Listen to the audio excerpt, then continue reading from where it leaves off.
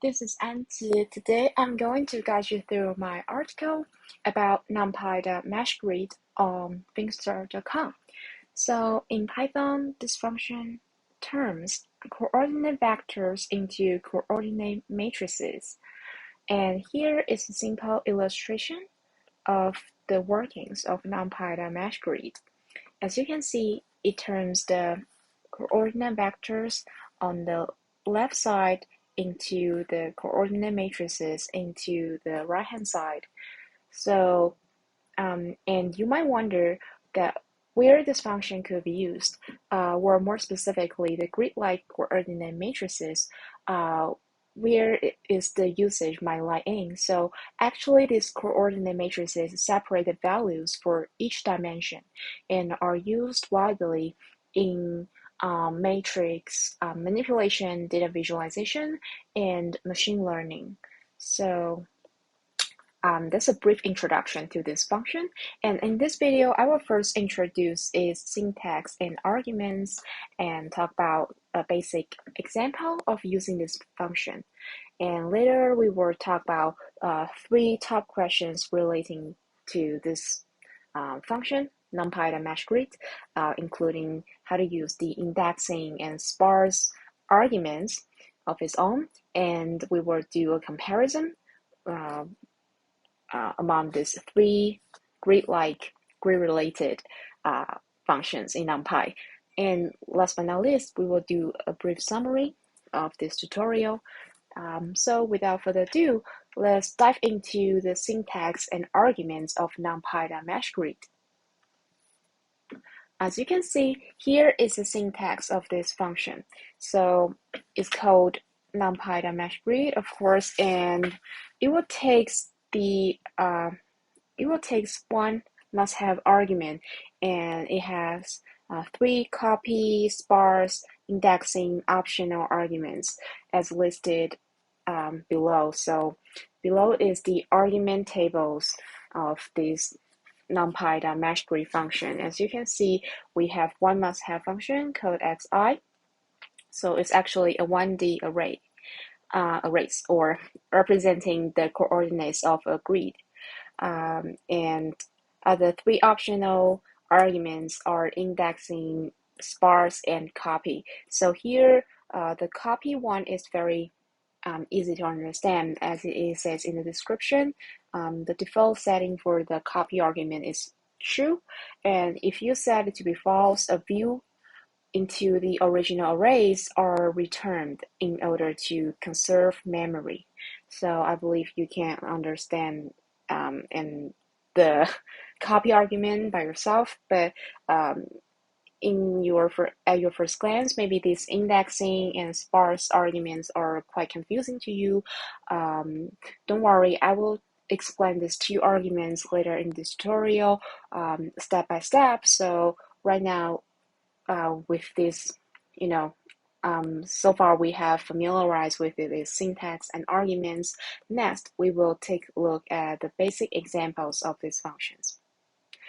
So the basic function, the basic example for this function is listed here.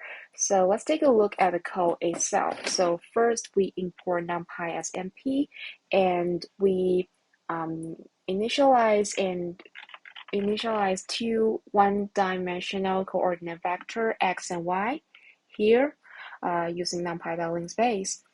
And next, we use this NumPy.meshgrid function, and we pass these two 1D coordinate vectors to this function, and then we use these xx and yy variables to accept the returned coordinate matrices. And after that, we will print out the coordinate vectors x, coordinate vector y, coordinate matrix xx, coordinate matrix yy. And until here, some of you might wonder why we have, like xx, yy, these two coordinate matrices returned. I believe you will clear your doubts, your worries after you've seen the output of the code. So here's the output of the code. After running this file in our terminal or command line, we get this output. So there's no need to, it's very clear that we will get the x and y here using the NumPy, the linspace function. And what about the xx and yy? As mentioned, you may wonder why we would get two coordinate matrices, because in our first slide we saw that, okay, we will get coordinate matrices like this. So when I was learning this function, I thought about, okay, maybe I just get, coordinate pairs, but it doesn't really give you coordinate pairs directly. Instead, it gives you coordinate matrices. Each one is, corresponded with one dimension. So actually, XX represent the x coordinate. You can comprehend in that way. So x coordinate for each coordinate pairs in this coordinate matrix, and yy actually represents a matrix holding all the y coordinate values for the corresponding coordinate pairs. So I hope that now you can understand why this NumPy.meshgrid function actually returns the same numbers of coordinate matrices as the same number of coordinate vectors you give it to this function, NumPy.meshgrid. So that's how to understand this function from a very high level. Next, let's take a closer look at how we derive this xx and yy. Okay, so just to take a look at xx, you may notice that actually the xs has a lot of duplicates, and each row, the numbers are the same, right? Numbers in each row are the same, and for yy, numbers in each column are the same. So why is that? So so you can think of it as, again, like xx is the x coordinate values for all the coordinate pairs given coordinate vector x and y. So to describe it in a more intuitive way, so let's imagine that we have a two-dimensional plane, and here is the x-axis and here is the y-axis, right? So if we are given a coordinate vector x, which lie in the x, axis, and we are given a y vector next, and we may have y vector with two elements here. So if we put this x vector and y vector together, we can get coordinate pairs. So here, here, here, here, and here, right? The circle I just draw, they are actually the coordinate pairs. So what this NumPy.meshgrid does is actually to take the x coordinate values for those circle pairs one by one, and to form a coordinate matrix XX here. And the same idea for yy is to take the y coordinate values for each circle so that they form a coordinate matrix for the y dimension, for the dimension as the y vector. So this is 1D coordinate vector example, and it helps you understand what this NumPy.meshgrid actually does under the hood, and what this, from a coordinate vector to coordinate matrix is all about. So after this basic example, I believe now you understand the fundamentals of how this function actually works. So, and to, just to give you a more intuitive understanding, you can think of it as, let's take a look at the output xx, yy. You can simply adding xx and yy in the element-wise way. So this 0 and this 5, they actually form 0, 5 coordinate pair, right? In such element-wise way will result a grid-like coordinate structure. They will just form maybe this point and this point and this point, this point, this point, and this point, like a coordinate pairs. Coordinate pair. And so, and seen pictorially, this is the visualization for our basic example code actually. And actually I've provided the code for the visualization, the bigger one here. So as you can see, the left plot actually shows the coordinate vectors x and y in our example.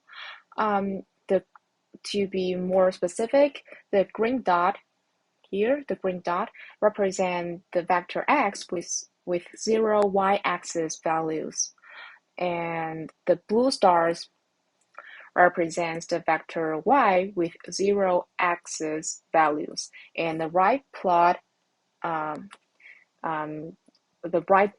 shows the coordinate pairs of vectors x and y, and each dot in this plot is actually a coordinate pair of vectors x and y.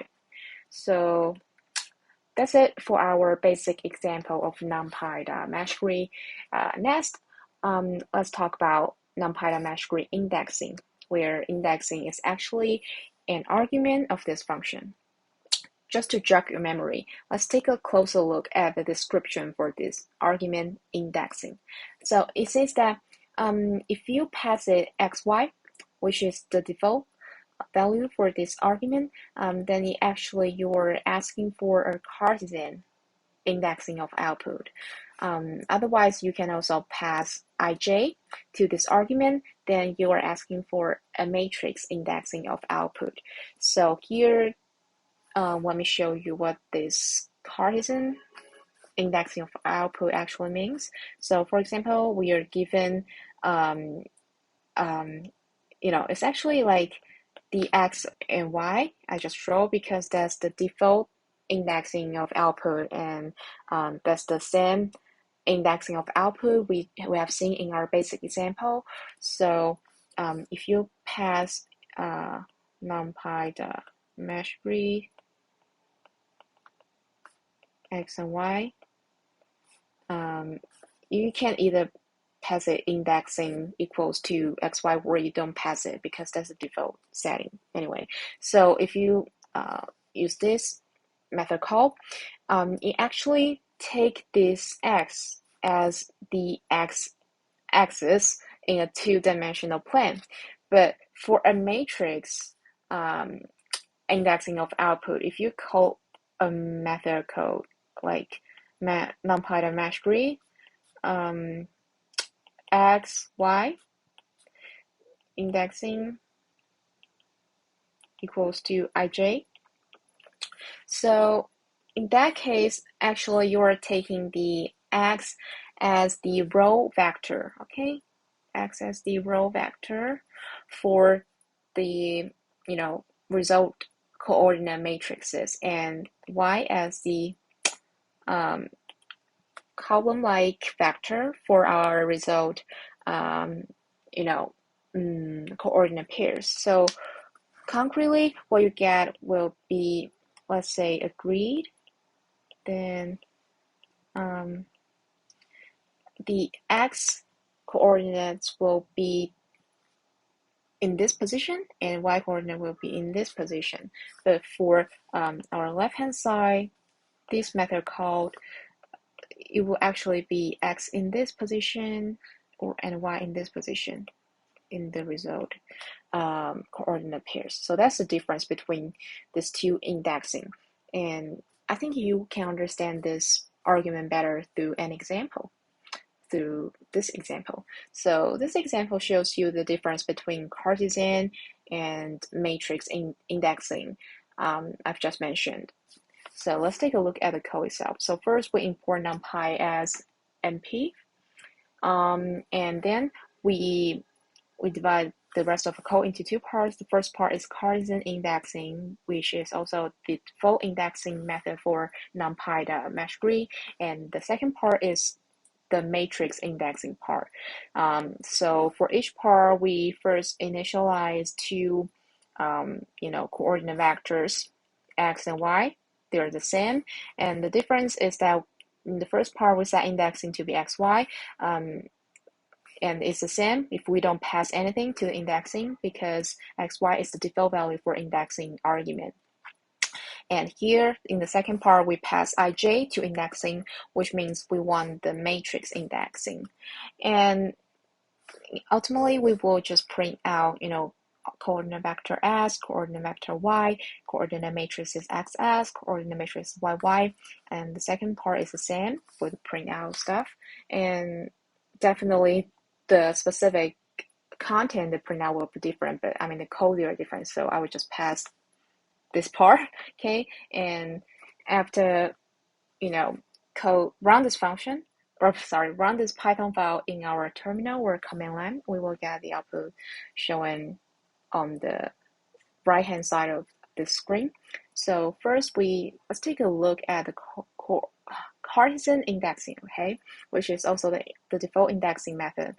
So x and y, they have been created here, so that's what we expected.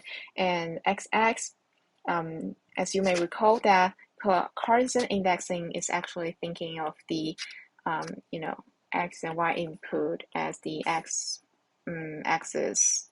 vector and y-axis vector. So the result output will be actually like this, x and y, and this is Cartesian indexing.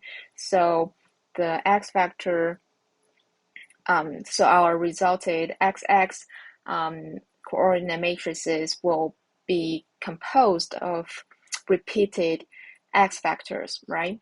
And our resulted coordinate matrix yy will be a repeated yy in this direction, yeah, right? And that's Cartesian indexing. And for matrix indexing, as I mentioned before, it's like if you pass it x and y, then x is treated as a row vector. So x will be in this direction and y will be in this direction, like a column vector.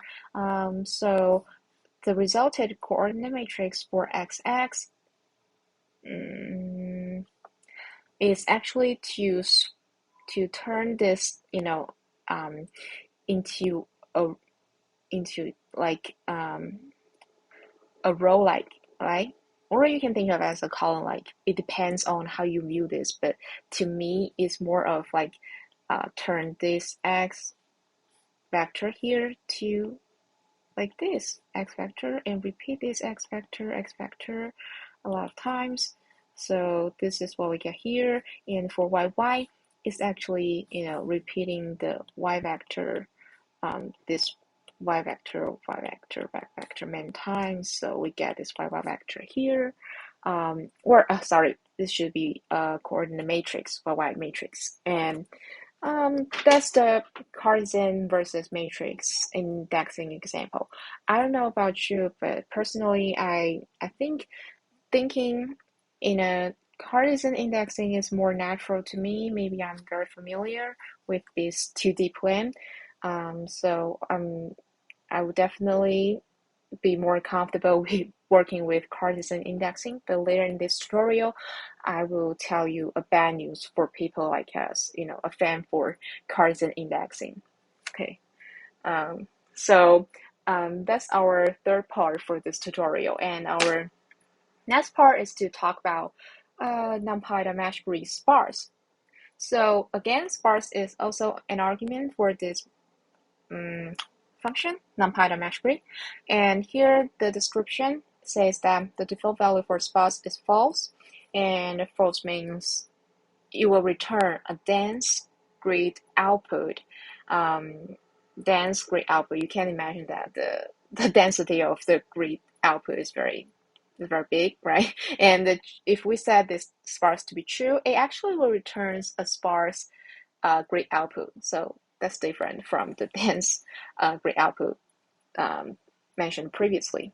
So that's a short introduction to this argument. Again, let's take a look at a code example. So first we import NumPy as np, and then again we have two parts in the remaining code. The first part we set sparse to be false, which is also the default value for sparse argument, and the second part we set sparse to be true. The only difference is here, right? The first part we pass false to our sparse argument, and it's the same if we don't pass any value to sparse because it has a default value false. And in the second part we pass true to our sparse argument, and the rest of the code is quite the same as our previous example, so I will just head over to the output. So in the output, as we can see, now you can see the difference between a dense and sparse grid output. So here, if we set sparse to be true, of course, it will return a sparse output. If we set sparse to be false, it will return a dense grid output. Dense grid output means just it will just if you for example, if you have a lot of coordinate pairs, you will just show you all the, for example, x coordinate values all here. But for a sparse grid output, it won't show you duplicate ones. It will show you only one line. Okay, one line for if they are the same, then it will only show you one line of the x vectors. So that's the difference between if you set sparse to be true or false. And just to give you just to give you a tip, or just a little bit caveat here, is that the indexing we just learned that the default value for indexing is Cartesian. So here in both cases I didn't set indexing to be xy or ij. So actually the output here, they are Cartesian indexing. So that's the end of this example.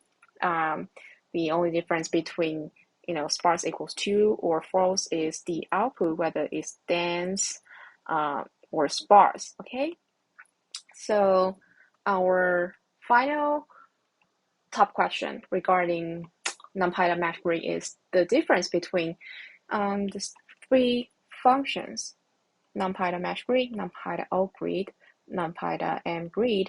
Of course, their names are different, but the reason why I picked these three functions is that they all related with something grid, and they're quite similar.